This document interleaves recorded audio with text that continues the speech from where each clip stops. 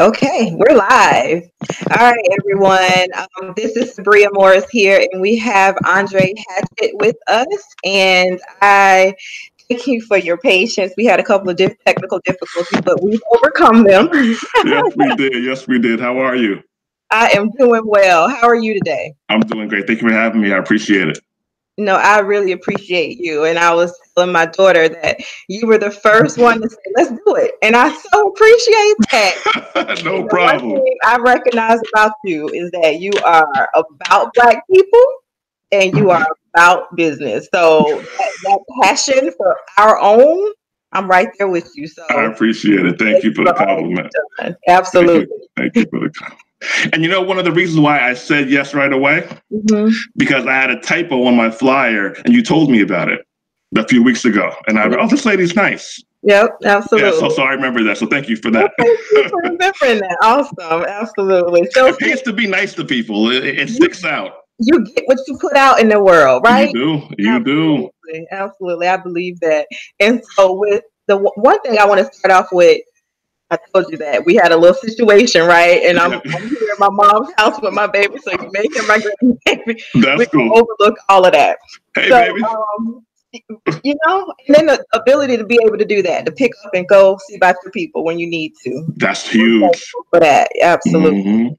So, you know, my channel is The Mind in Real Estate Investing. Okay. I am new to real estate investing and really learning about the subconscious mind and all of that, right? Okay. I realize the importance of it in that if you don't have that mind right, you're going to put all these barriers and limitations that you're focusing on overcoming and not really progressing, right? What do you think about that? Were there any paradigm shifts or reprogramming that you felt like you needed to do? All the time. Like literally all the time. The mind is everything, literally everything. So when I was in school, they told me I had to learn disability. I had to overcome that. I stuttered. I still do, but it doesn't bother me anymore. I have to overcome that. I've had great friends, but a lot of my friends weren't overly ambitious. So I had to deal with the guilt. It's called survivor's guilt, they call it, which I didn't even know there was a thing, but I had to deal with the guilt of moving on to meet other people. And I've accepted the fact that I am in a constant stage of reinventing myself. It's just at some points, it's just going to be a stronger reinvention than others. Absolutely, absolutely. This one thing I heard: we're either growing or dying. Yeah, right? It's true. It's true. Make that decision. What are you going to do? You going to read a book? You going to do something to feed your mind daily, or fill it with junk? Really, because. It's the truth. It's the truth. It's the truth. We either evolve or we die. Absolutely, absolutely. And I choose to evolve. I got a lot of wisdom. I got a lot of good stuff. Good. I love it. I love it. Absolutely. So what you're not just real estate, like you do so much. Like you have your notary business, you have your online courses, you're author, you have an e-commerce store, you have your I Black, you have everything. So when I was preparing for this interview, I'm like, I don't want to stick to just real estate because you have so much to share, and who knows who's listening, right? It's true. It's true. Yeah. I do real estate, but it's actually my main thing. So you had Kendra on, who was like the best out ever, by the way. Yeah. I have a few properties. I've had properties for a while. I'm a real estate. I guess you call it an expert on the entry level from 101 to 202. But I haven't got any buildings or anything like that. Yeah. But I got my first property at 22, second at 23. I got some bad investments at 24, 25. After that, I started selling real estate in New York. And over the past couple of years, I've gotten into an investment group, and we've gotten 3 or 4 properties I'm in on. Oh, awesome. Yeah. So I'm looking at acquisitions. I guess that's the investment group. I'm looking at them, and I think Black Seed Capital. Yep. Great people. They're part of that online tribe I see you a part of, and I'm like, I think those are my people. Yeah. So what's cool is it seemed like us who kind of get it have kind of found each other over the past few years, and I'm happy to see so much camaraderie and so much unity, and even people are doing the same exact thing. It just we just seem to not care, and no ego, and just evolving as a people. It's a great time to be Black and public, and to be about your business. And to be and feel empowered and know that you have that ability. And I think once you reach a certain level in your mindset and you realize we can tap into the power, and it's limitless. It's so much out there, and so it's no. I can't fathom it's not enough, right?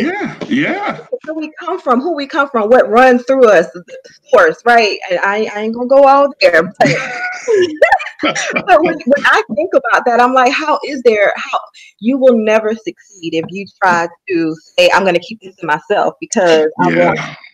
It's just not. It takes work. It takes, partnership, collaboration, and if someone doesn't want to do that, and I just feel like that, I'm good. I'm with you. I'm with you on that. And then you said something about ego. I heard an acronym for ego: edging God out.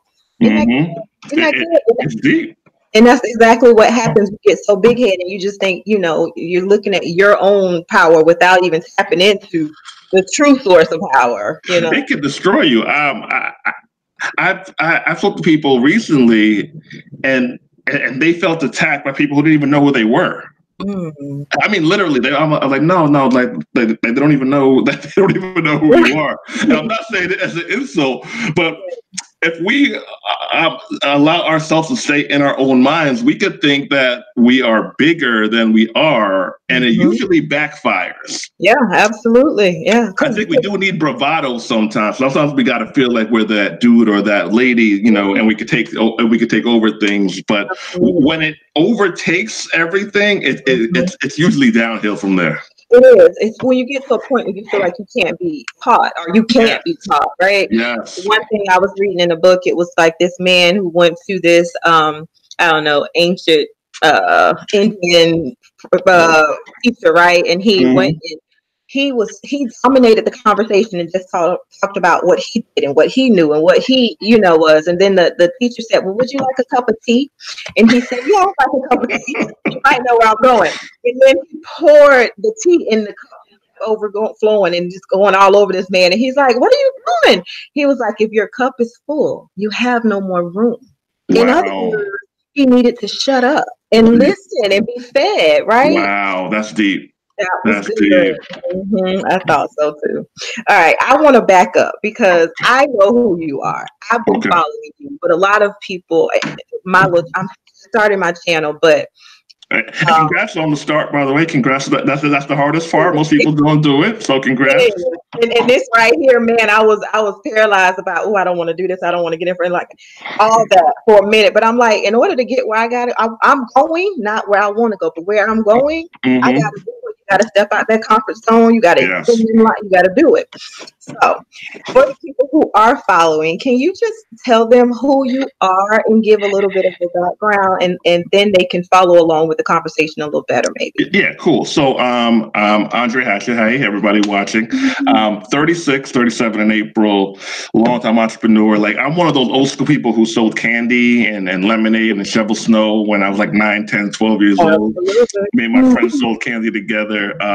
Jamaican background, raised in New York, now in suburban Atlanta, and hardcore entrepreneur. I've always been a teacher and a thought leader, per se. Even when I wasn't doing it publicly, as I'm doing it now online, I just always wanted to share what I have with people. And I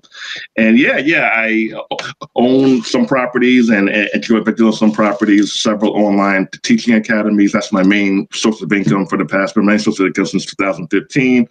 Awesome. Mobile notary business. And here to help, here to learn, and just a lover of Black people and Black business. Have you always had that passion for Black people and Black businesses, or have you seen the injustice over the years and that has fueled it? Yeah, I have always been like that. So I know what you mean about the people who kind of came on late the past like 5-6 years. So I was one of those people who was called crazy before them. and people would call me radical, and they would call me names and all kind of. And when I say people, I mean our people would say these things to me. So I've been the crazy pro-black guy since I was a kid. I had a crew in elementary school called Come Malcolm, named after Malcolm X. I love it. yeah. So yeah, that's been me. That's been me. When I was young, we showed the movie Panther in the theaters, which was after the Black Panthers. We showed Malcolm X, and my dad, is a proud pro-black man. So I think that's where I got it. But yeah, that's always been me. That's awesome that you had that role model in your life to show you who you are. Be proud of who you are. And awesome. And now you're sharing it with the world. So that's good. You just said something, though, that sometimes it was our people who were the ones who were ridiculing you. And do you still find that a lot? Or no, like we're evolving? Yes. We've evolved. I was talking to a friend literally on the phone an hour ago. He was one of the ones who was calling me those names. And now, so I wasn't opposed to Donald Trump winning that much. I knew that. So I know that we do our best work when we see how much they hate us. So not that I enjoy seeing it, but I know that we're very, unfortunately, we're a very reactive people to a certain extent. So I know that once the bad stuff comes to light, and there's nothing, and it's every day in your face now with a racist president, we do great work. Gucci or Prada makes a racist shirt or ad, we start buying black then. So yeah, it's minimalized. It's minimized a lot now. Now more people are on the bandwagon. I just hope they don't leave the wagon. Yeah, and that's my thing. I wish that we could see the value in ourselves without someone putting us down first. Oh my God, yes. It's a relationship. It is, and then that is twofold, right? Because I've always been for black people too, right? But I'm the one who I'm gonna try to find. Like I go out my way to try to find a black restaurant, a black, and where I am now, that's a little hard to do, but I still find it. But then you have an experience. It may not go well, right? But every experience you have with other people don't go well either. But you don't stop. You know what I'm saying?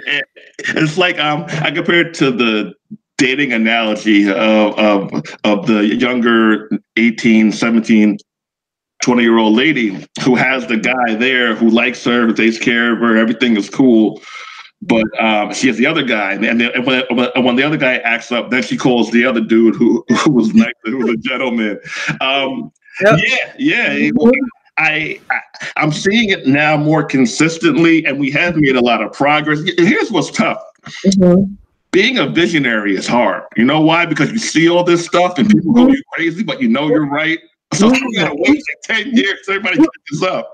You feel it so deeply, right? Oh my God. It's been my life. It's literally been my life. And now people are starting to catch up. So now I'm not crazy anymore.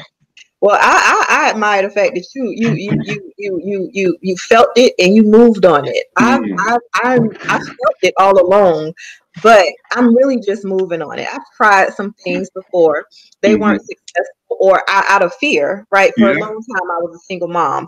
I was like, I can't leave. That was the mindset. I can't leave this secure job with this insurance and all that. I still have it right now, honestly, but working towards it, right? But with my children, my older two children, they just have a different mindset. Like they just they have a low tolerance, and I knew I had a low tolerance. I'm from Sarasota, Florida. That's where I am right now. And I remember taking my grandmother to some sub shop that she wanted to go to, and the owner was so rude. Wow. Just walking in and out and like almost pushing us out the way. And I'm with my grandmother. And I was just like, excuse me. And then we had a few words and I was like, come on, grandma, we finna go. I would not patronize them. And she was like, y'all young people. You know what I mean? Yeah. And now your kids are having that's actually great that your kids are have shaken off a lot of the acceptance that a lot of us have taken. How old are your kids, if you don't mind me asking? One is 22, one is 21, and then I have a 10-year-old. Beautiful. And then I have bonus children. I have a 25, 27, 29 bonus children. You said bonus children? Yeah. I love it. Yeah. I love it. So it's very interesting.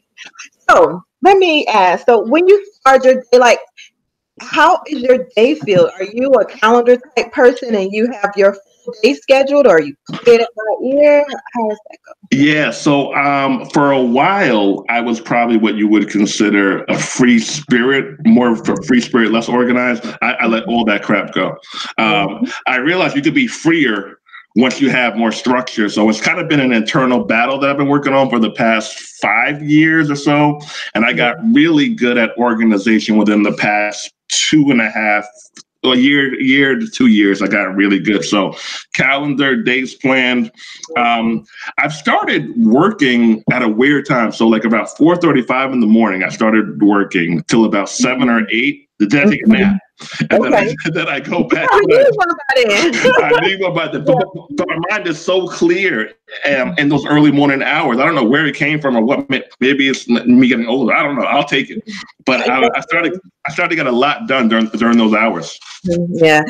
I've always said I'm not a morning person. I don't say that anymore, but I'm still working on getting up. Like my husband's up at 4 o'clock every morning, 5 o'clock. And I'm like, God. And when I do get up that early, it's so peaceful and quiet. Or when I used to go to the office early in the morning, I got so much done in like 2-3 hours and take somebody all day to do.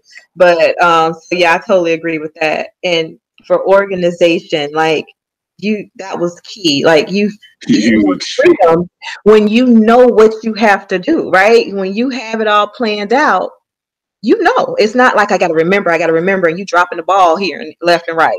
It could drive you crazy. And even though you mean well, you can overcommit. You will overcommit yourself, and the people will look at you differently because you didn't follow through. You're not calling people back. You're missing deadlines. I was what I called a mental mess. I was operating, I was functional, but like it was a bunch of stupid stuff. It was like I was penalized for tax bills for not filing on time or filing late. And I was like, if I just would have sent in a letter or have somebody else send it in. Yep. Have someone else just take care of this so I don't even think about it. That's what I've gotten better at. I've gotten better at having people do stuff that I could do, but I have them totally take that over and I fill in the gaps. And that has helped me. It's costing me more money, so I have to adjust that, but I'll take it because now I'm clear headed and I can do the things that I need to do. And you can spend that your valuable time on the things that make the most money, probably. Yes. Bingo, you got it. 80-20 rule thing there. Yeah.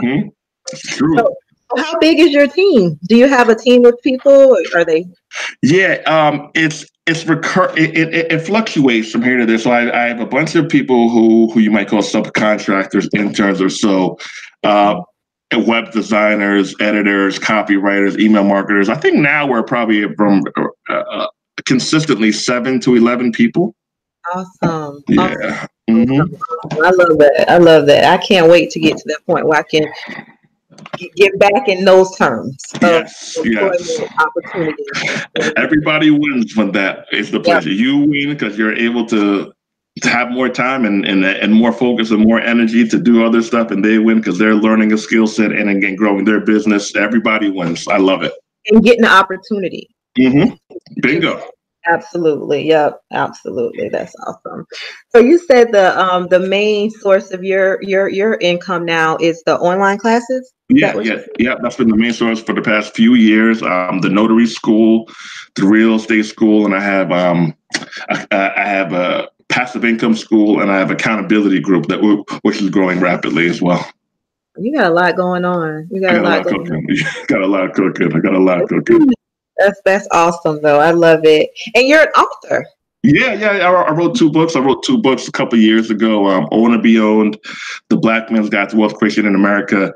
A lot of women have read it, which is great. But I wrote it directly for Black men. especially ones who weren't raised with the father per se, and there might be some things that they just missed. Of course, women are doing a great job of what they could do. I just feel that even if the same thing is said by a male, it might have a different impact. Oh yeah. So I guess you know what, I'm gonna throw in here things that I know, things that a couple of my friends didn't know, and things that I didn't know that other people knew, and I'm gonna throw it in this little book, and it's been doing well. And the top 10 habits of underachievers. So, and by underachiever, I don't mean my standard of life at all. Like not what I think you should do, but people who are underachieving, meaning that they aren't hitting their goals. They're doing the same stuff as people who they don't even know, generally speaking. So I put those 10 things in the book, and you threw it out there. I saw that what was the name of the first one? Own or Be Owned. Oh, no, the one for young Black. Yeah. Own or Be Owned. It's a Black man's got to wealth creation in America. Yeah. That's it, the Black man. That's what I was thinking about. I'm getting that from my son. So my son is 21. And Nice. he has a heart for Black people. He's not satisfied with the 9 to 5 type thing at all. He never really had an interest in like college or anything like that. And if you're not passionate about something, you're not gonna go just get him a whole bunch of money. Let's stop there for a second. Thank you for not forcing him into that.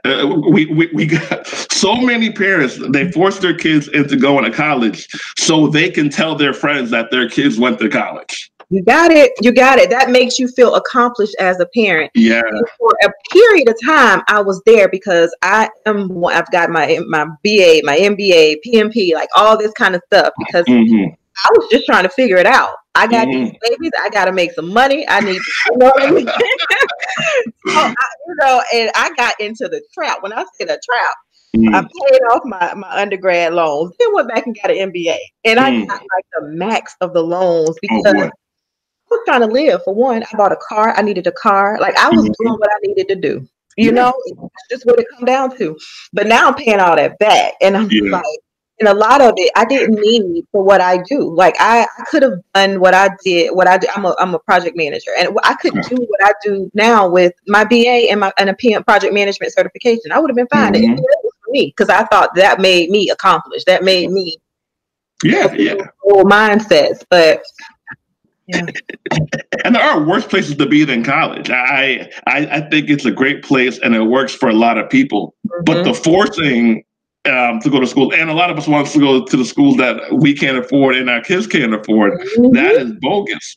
And a lot of people, here's what they really want. They want to make more money. But now you have, people like me. I have students who took my courses and now they come teach at the course. Now they come teach at our school because now they're making money doing what they learn. If you can pay somebody a few $1,000 or a few $100 to learn something that can make you a few $1,000s in 6 months to a year. I'm gonna do it. Is that what you want, or do you want to go to school and get a degree that might even be outdated by the time you graduate? Things are changing. Yes. Like imagine, like I was just saying, listen, when YouTube maybe first came out, so many parents may have seen their kids on it all day and been like, what the hell are you doing? And now it's a career, right? People are making money off of YouTube. They have now the videographer. Totally. You know, my friend Erica Williams is making money on YouTube. She makes $100,000+ on YouTube. That Miss Lady, I sure did. I watched her, and that's where I've met a lot of you guys. I first found Todd, then I found I think Erica, and then I found you on there, and then everybody else. And it's just like, that exposure to people, right? Good stuff. Yeah, heck yeah. I know my daughter, she was so smart. She is so smart, right? And so I was like, she's gonna be a doctor. Because she said it one time, and boy, did I hold on. We were on college interviews and college tours and all that. My husband and I were all pumped, and she was like, and I'm like, what's up with you? And then she came back and told me, well, Mom, I really want to be a cosmetologist. I don't want to do that. And my mom was a cosmetologist, so I'm a shop baby. I was raised off of, and I was like, you know what? Let's do it. So right now, you know what she's doing? She's well, she's not a cosmetologist, but she's a weaveologist. Mm-hmm. Specializes in wigs. Beautiful. Has her own hair company. Oh wow! Right? Good for her. I just had 2 babies. You go, girl. You know, 2 babies. You gotta love that. You gotta love that. That chick has a hustle. Yeah. Down in her, and she got it from me. I got it from my mama. So and my dad too. Yeah. So I just love that we're able to realize that we don't need to go the traditional route, which it isn't really that old of a route. It's like 20, 30 years old. It's not even that old of a route in order to advance. Like you could literally do what your daughter did. You can go out and buy 3 duplexes, and that could be your retirement right there. That could be your retirement, 3 duplexes. Yep, I'm on my son now by getting a duplex. He's 21. I'm like, dude. Perfect. He's house hacking now. He got an apartment and he renting out a room. That's perfect. There he goes. There he goes. Good for your son. That happened organically. He didn't plan that, right? And I was the power in that, right? So it worked. Good stuff. Yeah, they make me very proud. They make me very proud. So yeah. I have a list of questions here. A lot of real estate. Yeah, go ahead. What made you? How did you awaken? Well, I started off. I guess I was raised, so I'm gonna take you back. But okay, you asked the question. You got some time. I got some time. Okay. So, I was raised as a Muslim by my mom, right? Okay. So my mom and my dad together, they converted in Philadelphia way back before I was born. Mm-hmm. So we would walk around with headdress, all that, right? We did all that. And then they split up, and we went with my mom, and we were raised as Muslims, but not really practicing, right? Like I knew what the Quran was, all of that, but we just didn't celebrate holidays. We did do birthdays. So my mom was a little, she may not have expressed it like I am, and like I tell my kids, but I knew that she wasn't the normal everyday. Okay. Mama. My dad was really, really intense, and he's a Muslim, and he's hardcore. Like Ramadan, he did his thing, and I can't think of where you go. Anyway, the mosque. Yeah, well, the mosque, but he went to over in Israel. Oh yeah. Mm-hmm. Think of it, but so all of that to my sister getting saved one year, right? And I was like, I'm gonna come to your church one day. I'm gonna see what's going on, right? Okay. I'm a mama's girl, sister's girl, that all that. Like I love hard. I love it. So I went and I was like, I know my sister's not a faker. Like I know that, like intently, I know that. So I'm like, something's going on, right? Mm-hmm. I went a couple more times and was broken in a place where I was broken, right? So I ended up joining her church too, and I just went all in, like as a Christian for like 3-4 years, and got my heart healed and learned about, who God was. Well, what I thought God was, what I was being taught at that time, right? And then and I realized why I had so many breakthroughs during that time is because a lot of our history, our culture and customs that come from Kemet are all up and through that Bible, right? So that's why a lot of it resonated with me, and I was able to, break some, get free a little bit, but not totally, because I still had some things I was battling and some self-esteem issues and all that. So move on. Something happened with not bad with the church, but I just started seeing some stuff like, I mean, that don't seem right. That don't feel right. Mm-hmm. So I backed up a little bit, right? And I was like, I don't feel like I need to go to church to have a relationship with God. I don't need an intermediary. I don't need it, right? So it was just, and then I sort of stopped. But I always had a relationship with God. And then I married, not 6-7 years ago. And when I say that, love me back to life. Just wow, that's heavy. It's to really truly be loved and for who you are, and Yeah, like I was doing well, really successful, and you would think, why is she dealing with that, but I really was, and so I love you, baby. Like, shout out to him. Shout out to him. Yes, I love it. And so from there, we were going on 6, 7, but I've always been this spiritual person, and so I start feeling the gap of that. Like I need to feel that. Like I start feeling a void there. Like, I gotta figure this out. Like, and I need to. And so I turned 40. And I don't know, it didn't happen when I turned 40, maybe 41, 41 and a half. And I was like, who are we? Who are Black people? Where we come from? Who is our God? What am I? And I was just like, I gotta figure this out. I'm sick of y'all lying to me and so that's when I got on YouTube and I found Dr. Ben, Dr. John Henry Clark, Professor Smalls, and Dr. Umar, and a whole bunch of people. And I just got fed and I just took it in. And I was just like, okay. And then, so I learned where we came from and Kemet, or a lot of our cultures and the first signs of civilization and all that, which they kept from us. They didn't tell us that, right? And then I stumbled upon metaphysics, and I'm like a lot of this makes sense to me. Like the mind and the subconscious mind, and then how we have these paradigms that were passed on from our just generations passed on, and thinking about where we come from as Black people and however we got here, we all know where we came. Most of us came from. Some of us may have been here. I don't know. That's. But from that, I'm like, well, if you think about the paradigms that were passed down from all of that, we all got some shit to change. Like we got some reprogramming to do. So I had to start reprogramming my mind and then stop being afraid to bet on me and stop dimming my light. Stop being like, I was in a relationship one time. I found out that I was making 20 grand less than someone else that I was working with. We was doing the same thing. She was Black, I was Black. We just got this close to part of this thing.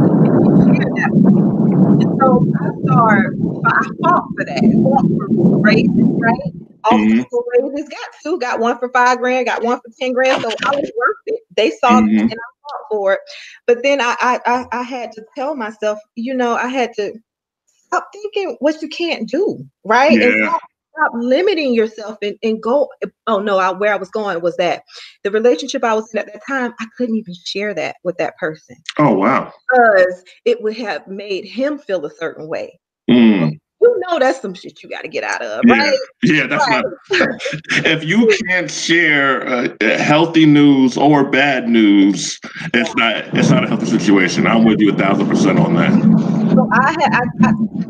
So like I said, this man loved me back to life. I met that, and then now I'm still getting that courage to where I'm betting on myself. I know what I got. Good stuff. Beautiful. I know what I'm capable of, and I know what I feel, especially when it comes to my people and in us oppressed and told what we can't do. No, like you know what I mean? Like I got to the point where I can't watch I choose not to watch the news. Smart.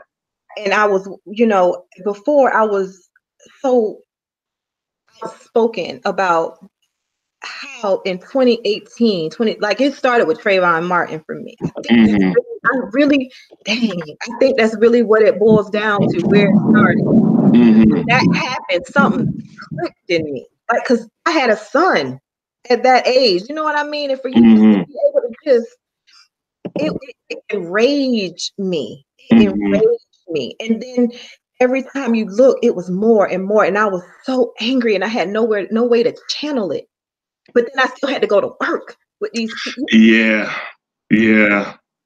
So I think that, thank you for bringing that out. I think that's where it all started for me, when that happened with Trayvon Martin and me needing to find an outlet to let it out. And then from there, like, well, who are you? What you got to offer? And deep stuff.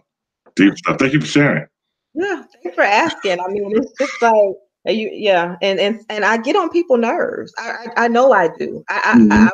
They probably think I'm over the top, but it's like, well, let's talk about something else then. With this relationship, we'll talk about this, right?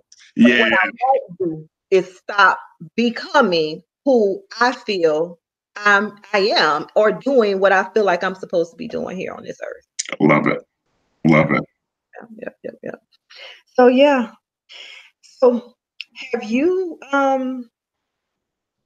so I think I don't know that we talked about this already, but yeah, with your family and your friends, I think we talked about that, right? Did we talk about that already? Not in About detail, no. Mm-mm. yeah, let's talk about that. Like, how did you feel, and what did you have to overcome to get to a point where you were just like, I'm betting on me. I don't care what anybody thinks. Yeah. So, so first of all, for anyone watching this, friends and family are usually the worst in terms of allowing you to grow and seeing the new you. And oftentimes we seek approval from them. It's probably not going to happen, because usually it's not going to happen. They are so used to seeing us as the old us. I have some friends, and now that I'm working on this stuff, but they saw me throw up a few years ago when I was drunk. So now I'm like, no, that's separate. That's separate. But they've seen too much of us a lot of times for them to see us as the evolving us. So I have to self-accept. But that's not it, because we are humans and we do thrive off energy. I just have to do a better job of finding people who are like-minded. I was trying to change people for years. I was literally spent years trying to change people. I was like, what the hell am I doing here? I have this thing. It's a gift and a curse, where I can see in people what they don't see in themselves. And I just had this like addiction to bringing it out of them.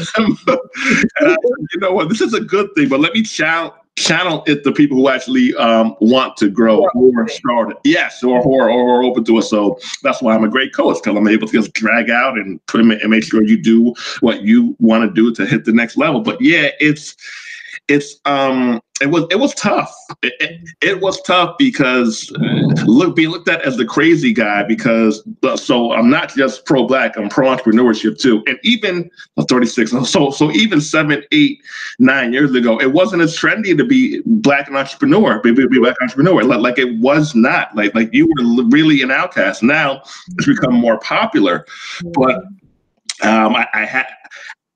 One of the good things is I never had what they would call a high-paying job per se, so that actually works down well. Yeah, that helps. Because people who are middle class, upper middle class, they're the hardest to leave.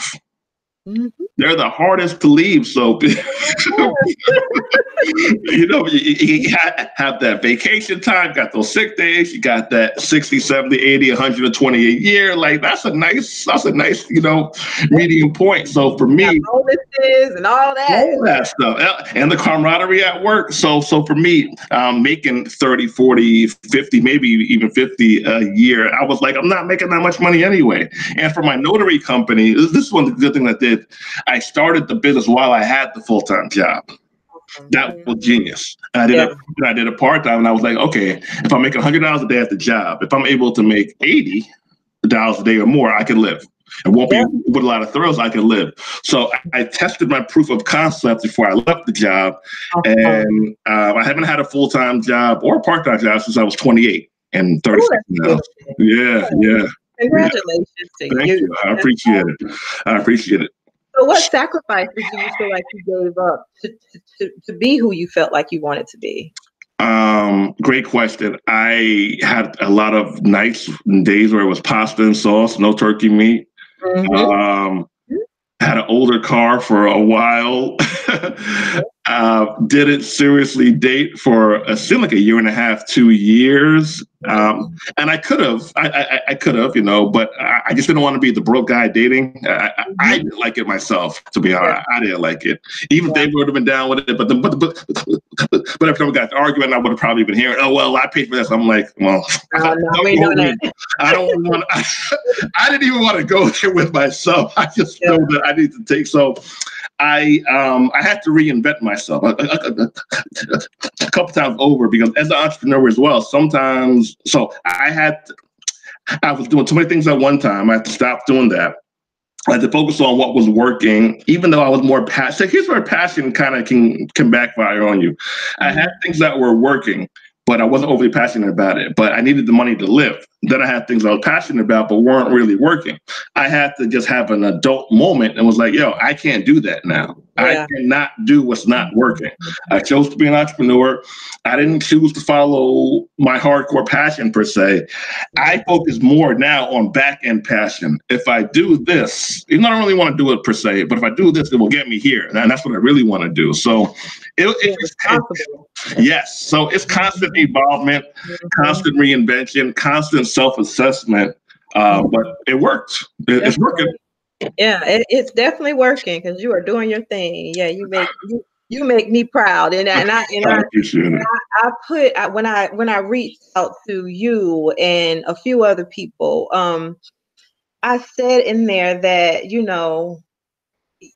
guys have been my coach and my mentor, and I truly mean that because it's hard to find like-minded people, and although what I realized early on is that for a lot of people, and like my parents, they just want to know I'm okay, right? They want to know you're going to be able to take care of yourself. My husband, same thing. He just don't want to, it's just like you radically changing some stuff, So like, are you?